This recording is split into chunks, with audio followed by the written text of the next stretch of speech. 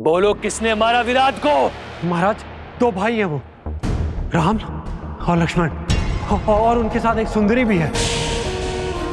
अनुपम सौंदर्य है उस स्त्री का, हिरनी सी आंखें, गज सी चाल, पुष्प सी कोमलता, देव तुल्य तेज है। ऐसी सुंदरी तो संपूर्ण संसार में केवल एक ही है, मिथिला की राजकुमारी सीता। सीता? यदि सुंदरी है तो विलंब कैसा? अभी उसे विधवा करके अपने महल में ले आता हूं। इतनी भी क्या शीघ्रता है भैया? मुझे लगता है कि उन पर कोई भी प्रहार करने से अधिक श्रेष्ठ होगा कि हमें रावण भैया को इस विषय में सूचित करना चाहिए। मुझे पूर्ण विश्वास है कि इस सूचना से भैया को विश्व विजय सी प्रसन्नता मिलेगी।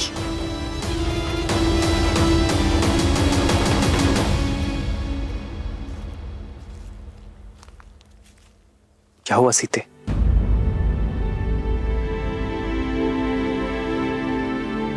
कुछ नहीं आ रहा।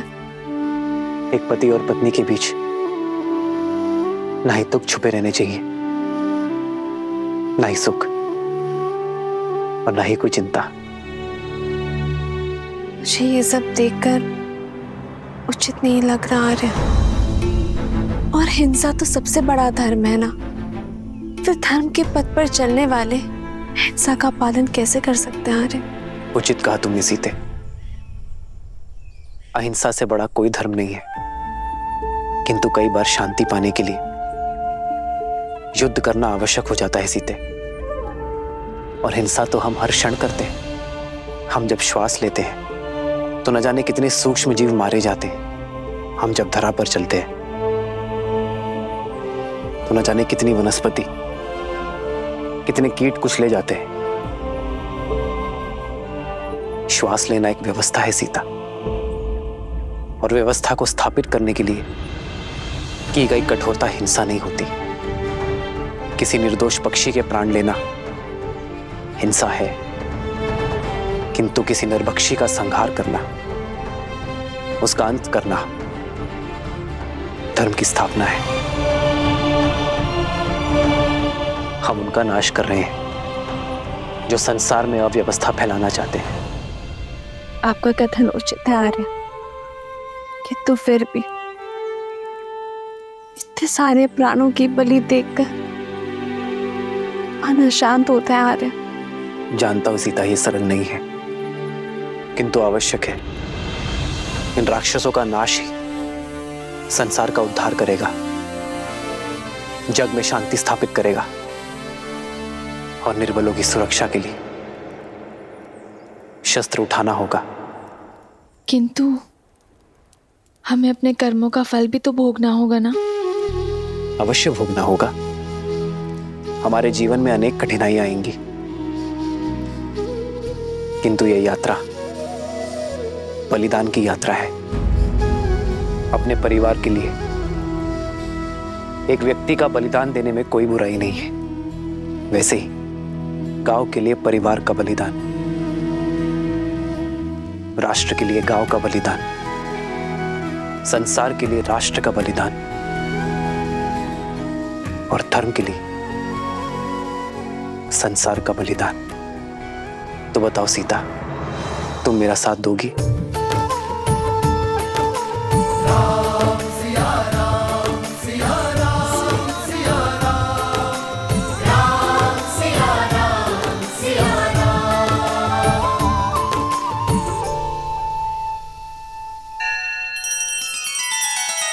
श्री रामचंद्र कृपालु भजु मन हरण भव भय दारुणम। नव कंज लोचन कंज मुख कर कंज पद कंजारुणम।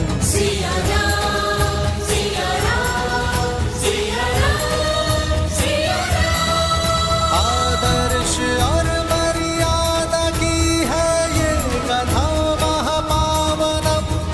काट मद श्री से मिला दे श्रीमद् रामायणम।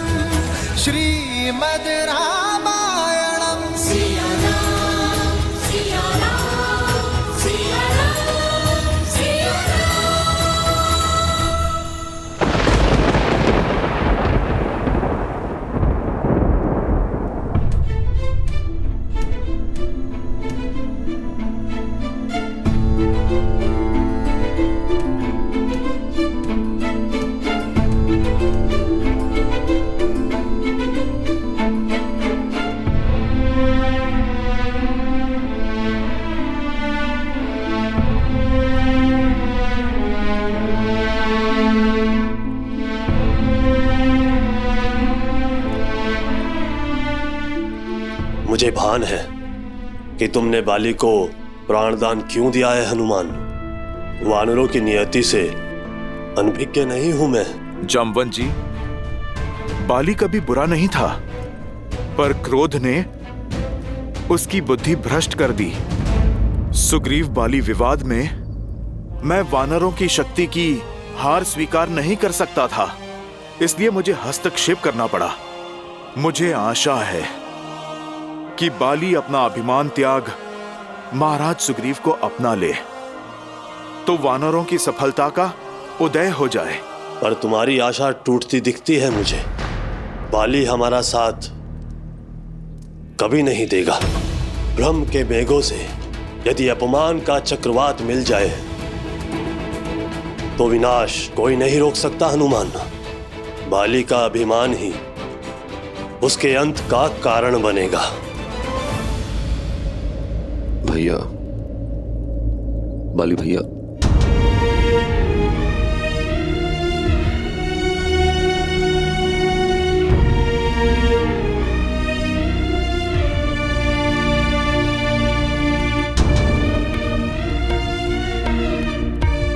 हनुमान, बाली भैया को प्राण दान देकर तुमने मुझे जीवन दान दिया। महाराज सुग्रीव, परंतु मुझे खेद है, बाली जैसा बुद्धिमान व्यक्ति कैसे सत्य नहीं देख पा रहा।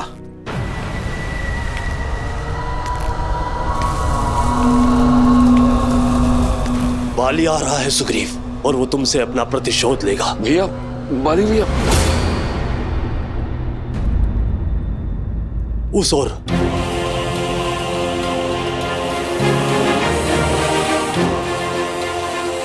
जय श्री राम।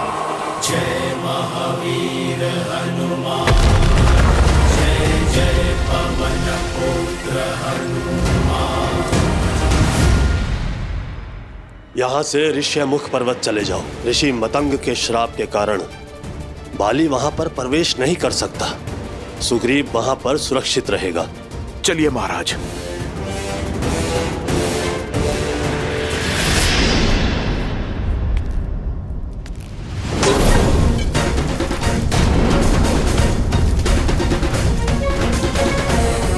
मुझसे बचकर नहीं जा सकते हो तुम सुग्रीव। मैं तुम्हें पाताल से भी खोज लूंगा। ऋषिमुख पर्वत पर पहुंचने से ही पहले मार दूंगा मैं तुझे।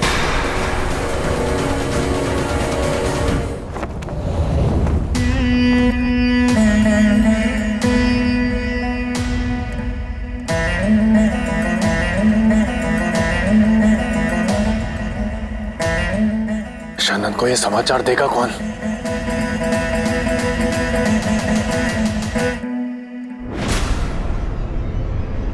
भाई की गंध मुझसे छुपती नहीं खर। और उससे भी बड़ी बात, ये गंध मुझे भाती नहीं।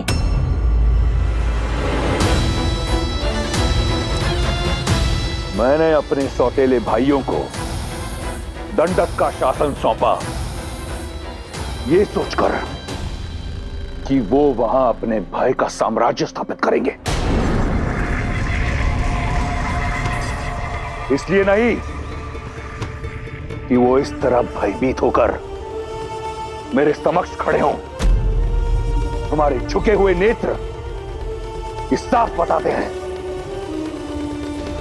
कि तुम्हारा भय, तुम्हारी व्याकुलता उचित भी है और आवश्यक भी, परंतु स्मरण रहे, आज मेरे कान किसी भी प्रकार की बुरी सूचना सुनने को सज्ज नहीं। ये भय फिर दिखा तुम्हारे नेत्रों में, परंतु अच्छा लगा क्योंकि ये भय रावण का है, होना चाहिए।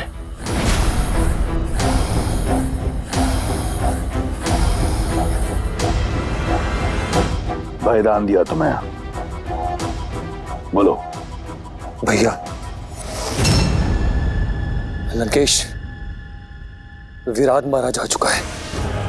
तो विराट रावण नहीं, काल जिसके वश में हो। परंतु लंकेश, विराट का संहार एक वनवासी मनुष्य के हाथों हुआ है। किंतु वो एक साधारण व्यक्ति नहीं है। अयोध्या नरेश दशरथ के पुत्र राम और लक्ष्मण है, और उनके साथ एक सुंदरी भी है, राम की पत्नी मिथिला कुमारी सीता।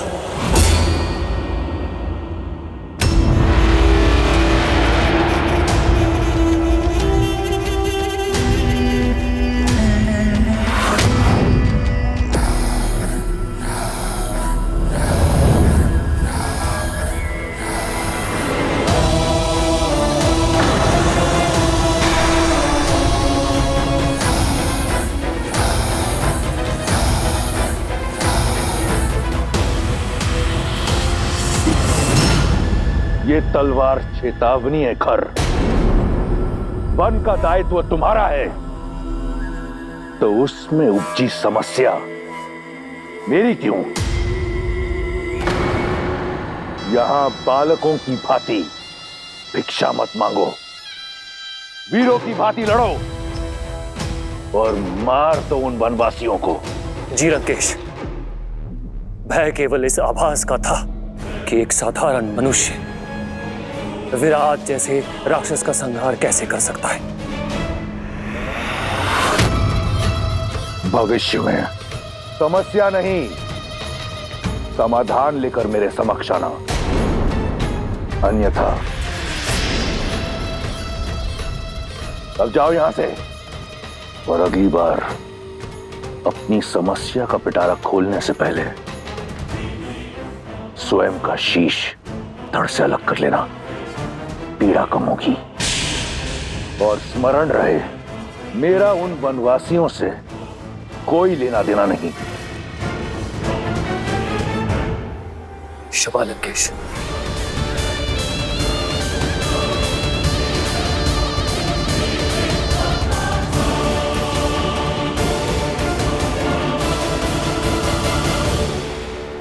नहीं स्वामी, ऐसा मत कीजिए। क्यों ना करूं? उसने मेरे स्वाभिमान को ठेस पहुंचाई है। मुझे नीचा दिखाने के लिए उसने तुम्हें अपनी पत्नी बनाया। अब प्रतिशोध का एक ही मार्ग है, रूमा से विवाह। ऐसा अनर्थ मत कीजिए स्वामी। क्यों? क्यों ना करूं? वो करे तो नियम, और मैं करूं तो अनर्थ। जो नियम सुग्रीव पर लागू होता है, तुम पर लागू होता है, वो मुझ पर क्यों नहीं? क्योंकि सुग्रीव ने आप ही के आदेशानुसार उस गुफा के मुख पर चट्टान रखी थी। आप ही के आदेश पर उसने किष्किंधा को संभाला था। और स्वामी, आपने तो रूमा को पुत्री समान प्रेम दिया है, तो अब क्यों प्रतिशोध की आग में आप अपना सम्मान, अपना गौरव और अपने धर्म को भस्म कर रहे हैं? क्यों अधर्म करके नर्क के भागी बन रहे स्वामी? चट्टान तब रखनी थी जब मेरी मृत्यु हो जाती, तब। लेकिन रक्त बहकर बाहर आया था। वो रक्त नहीं था। वो उस मायावी की माया भी तो हो सकती थी ना। सुग्रीव की चाल भी तो हो सकती है। नहीं चाहिए मुझे धर्म, नहीं चाहिए मुझे स्वर्ग, और ना ही मोक्ष। यहाँ राज शक्ति और युक्ति से होता है, और ये दोनों ही अपार है मेरे पास। इसीलिए राज भी मेरा होगा और रूमा भी। सुग्रीव को मूल्य तो चुकाना ही होगा। सैनिकों, रूमा को मेरे समक्ष प्रस्तुत करो। रुक जाइए स्वामी, अंगद के विषय में तो सोचिए। वो भी बालक है, उस पर क्या प्रभाव पड़ेगा? उसके लिए यह प्रशिक्षण होगा। वो भी तो देखे कि वानर राज कैसे बना जाता है।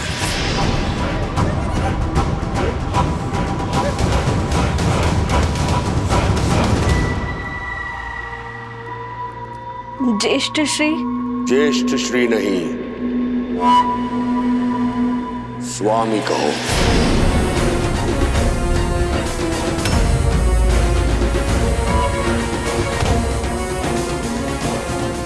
आज से तुम मेरी पत्नी हो।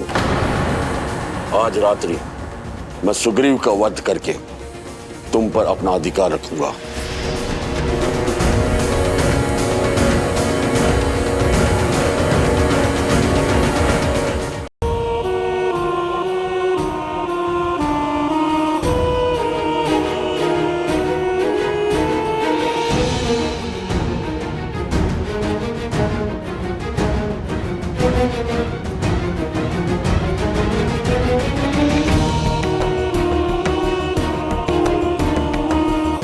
जो तुम्हारा नहीं है उसे पाने की लालसा छोड़कर जो है उसी में संतुष्ट रहना सीखो।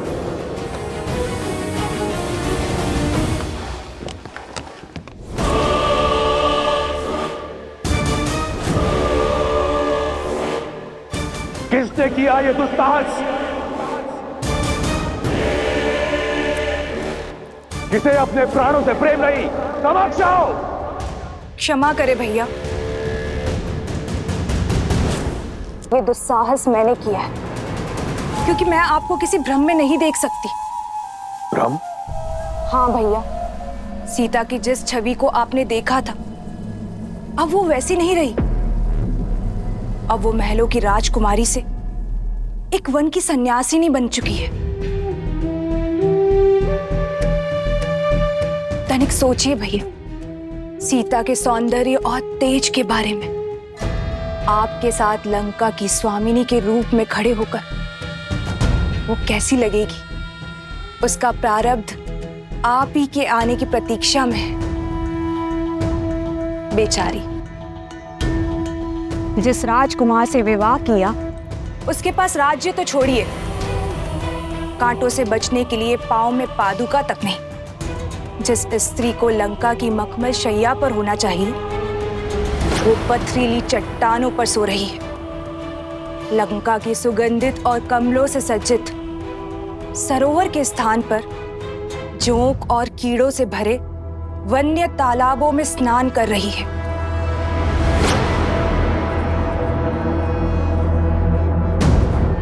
सीता लंका के लिए बनी है और लंका सीता के लिए। ये शब्दों का खेल मेरे साथ मत खेलो।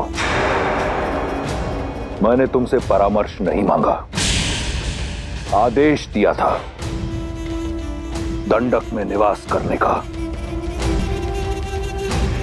जाओ। भैया,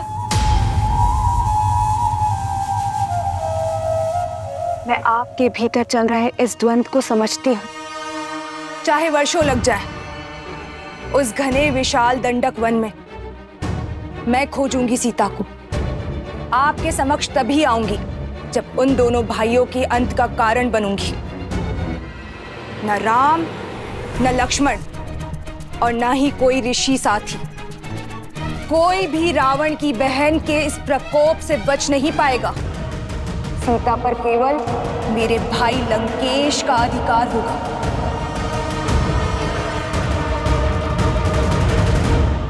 राम राम राम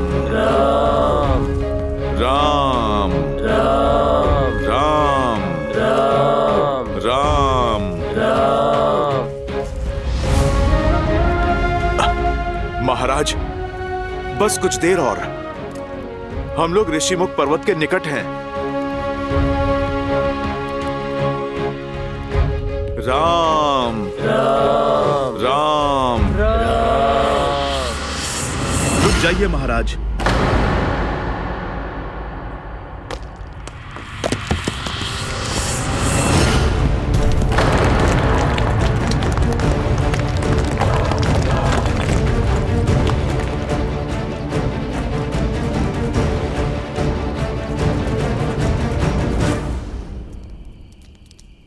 महाराज, आप चलिए।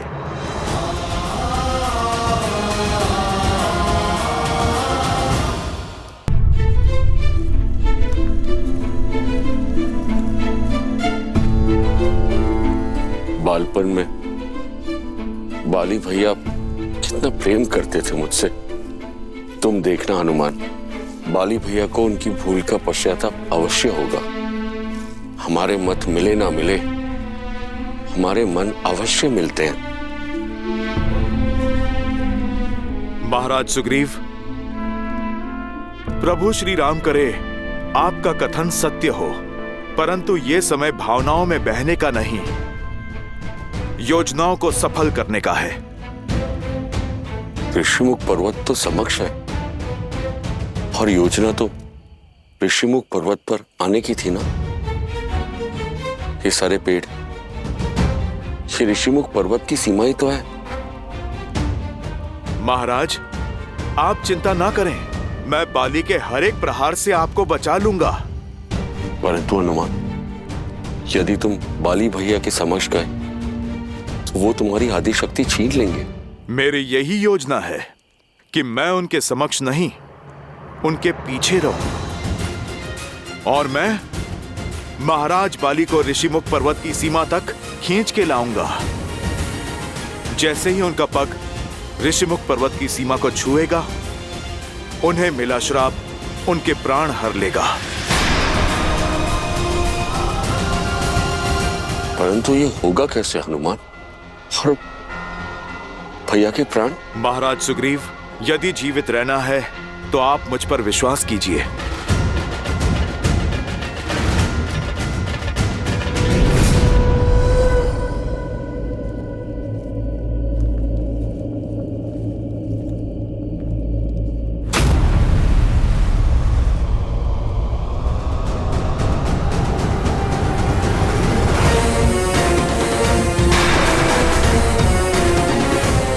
मुझे देखकर भाग रहा है कायर।